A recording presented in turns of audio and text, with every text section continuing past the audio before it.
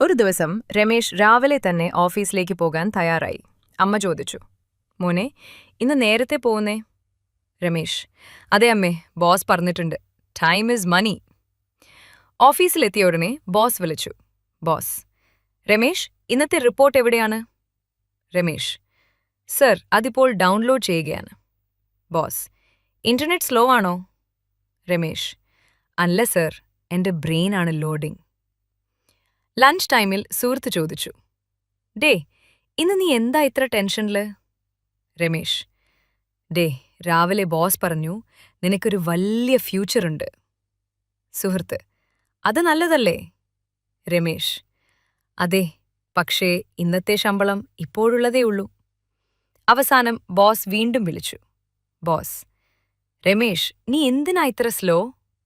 Ramesh, sir, ഞാൻ Windows അല്ല, ഞാൻ വൈഫൈ ഉള്ള മനുഷ്യൻ. മോറൽ: ഓഫീസ് ജോലിയേക്കാൾ വേഗത്തിൽ പോകുന്നത് ചിരിയാണ്.